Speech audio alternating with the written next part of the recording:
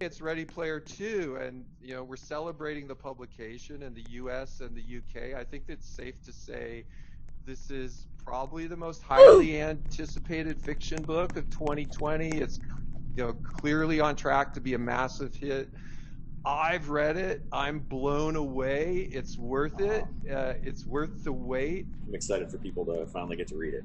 With Ready Player 2, we're going to see a lot of great stuff. There's another quest. There's some technical advancements that Halliday left for Wade that could change a lot of things. We've got a lot of action. I think, it's not just the future of the Oasis, it's even a bigger future at stake. Because you're a visionary and you're thinking about VR all the time, I think there may be even hints and advancements there. So there's a lot in this thing coming. It's lots happened since I wrote the first book.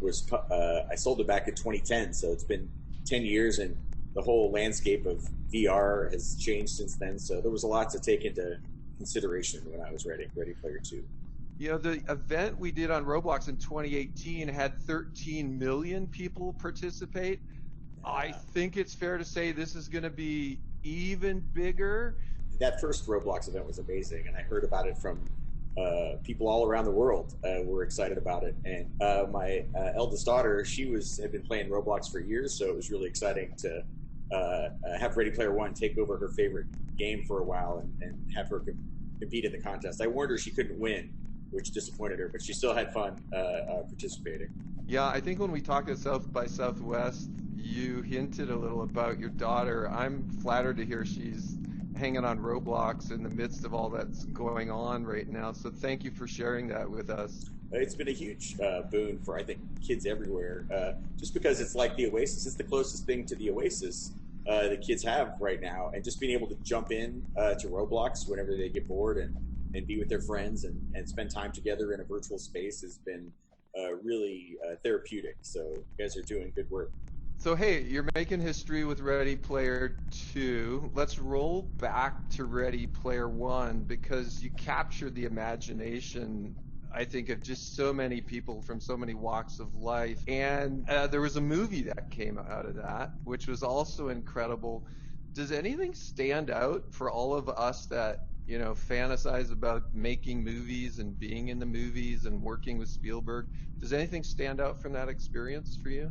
Well, the whole experience stands out. This past year, I've kind of been living in my memories of it. I've been in quarantine for a big chunk of the year.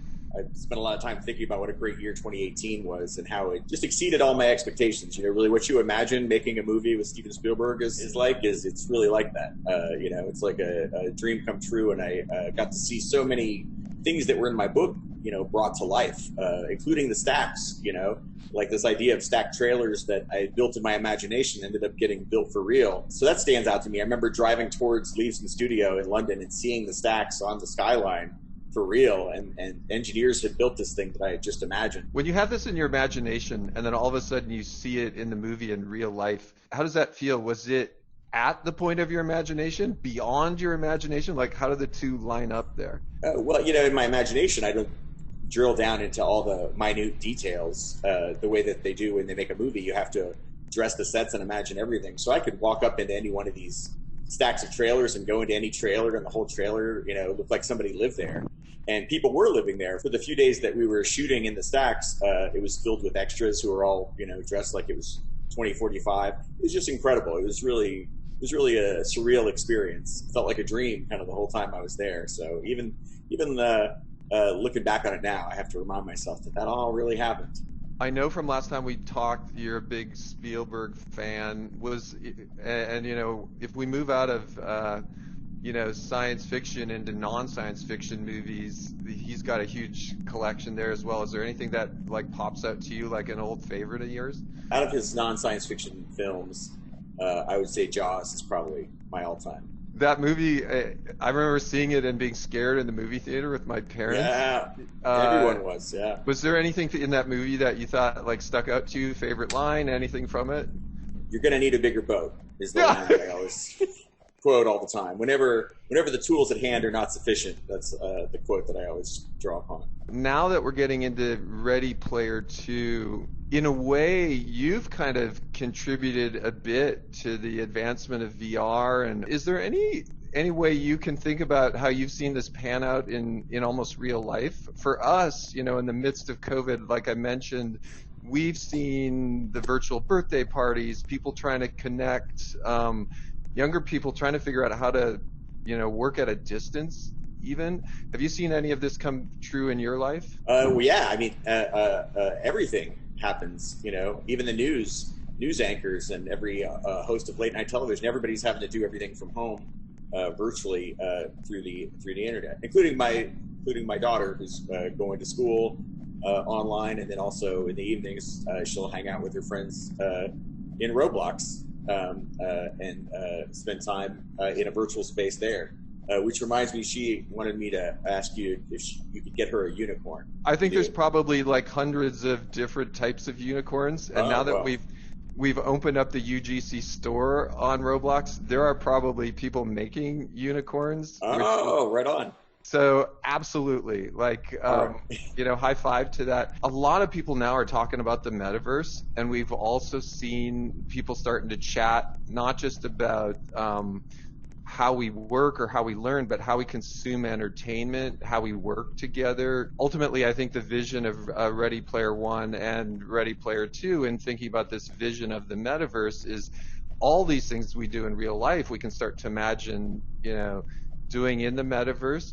Have you seen any other pandemic-related things going on related to that, or any other metaverse-related advancements since you wrote Ready Player One?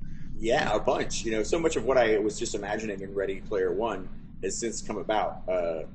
Like the Oculus Quest, I got a Oculus Quest, my Oculus Quest here, that I use to hang out in big screen with my friends. There's a VR app called Big Screen where you can hang out in a virtual cinema and with up to like 12 of your friends and all watch a movie together. And afterwards, when you hung out in a virtual space, you really feel like you spent time together. It's really amazing. Yeah, so we did, like the One World Together concert inside of Roblox, and there was this really interesting thing of walking around with friends, then looking up at the screen.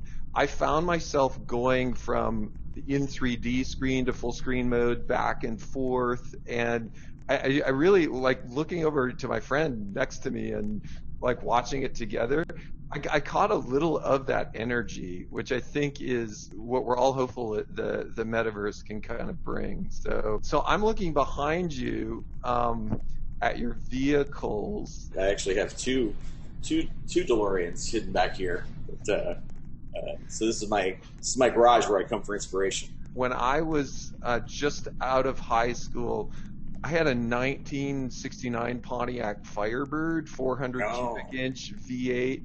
4-speed. I know DeLorean is like super favorite for you. Do you use the DeLorean? Like, how often do you drive it? I like to take this car out every night between usually like 8 and 10 o'clock and listen to 80s music and just like recharge my creative batteries. And whenever I take it out, it always makes people happy. When they're seeing the car. Usually somebody's seeing the DeLorean for the first time and they've never seen a time machine in person. So it's like a traveling happiness mobile. One thing I'm curious about, those DeLoreans, are they stock, or have you had to like modify the engine or anything to keep them going? Yeah, they're all like 35 years old. They made all the DeLoreans between 81 and 82.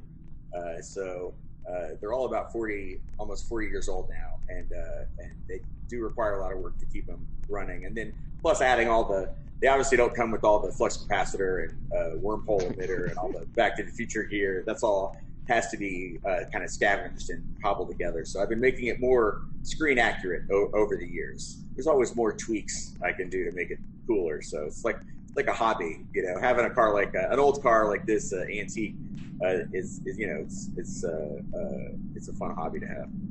And I think, in a sense, those are stainless, aren't they? Like, Oh Isn't yeah, that they never rust. Yeah, isn't that they like the never. Cybertruck 4 years earlier? I know. Yeah, yeah. It's the Cybertruck definitely looks like it took some inspiration from the DeLorean. For a car that came out 40 years ago, it's still the most Yeah. futuristic looking car there is. It looks like a spaceship. Hey, so I know with Ready Player One and now with the release of Ready Player Two, your life's probably gone through a lot of change. Mine has too. There was this time before in the early days of Roblox, it was Eric and me, like two of us just working on this thing, and then Matt and John joined us. And that was very different for me. That was going in, writing code every day, quiet office. My life's completely different now, and now we have hundreds and hundreds of great people that all work together. How about you? Like, has your life changed? My life has changed drastically. Since when I was writing Ready Player One, I was working a tech support job. I was interested in technology, but I always wanted to be a writer. But I also was interested in computers, and working tech support was a way to kind of work in a facet of what I was interested in. But it was a grueling job where I was on the phone, for 10 hours a day and helping people with their computers. And it wasn't a job that I enjoyed, but because I worked that job, a lot of elements of what I was learning about technology and helping people use computers, and also the job of being a tech support rep, that all worked its way into my novel, into Ready Player One. The way the main character works tech support in the Oasis for a while, and so that was something from my life that ended up informing the story. So even though I didn't enjoy that job at the time, and wished I was working somewhere else, now I'm grateful that I had that job and that experience, because it worked its way into my story. It's like when I was a kid, we lived in a trailer park for a while, which was not fun. And my room was actually the tiny laundry room of the trailer, and it was just for a little while. But that was something that I put into Ready Player One. Wade Yeah. sleeping in the laundry room of his trailer, and Yep. the stacks and all of that came from this experience in my real life, and I saw it depicted in a Steven Spielberg movie. So that's something I always like to tell aspiring writers about. Is sometimes you're doing a job in your life, or you're living somewhere that you're not happy with, but later on that could help inspire you to write the story that could change your life. So you should kind of embrace those experiences, whatever is going on in your life, and try to put that into your work.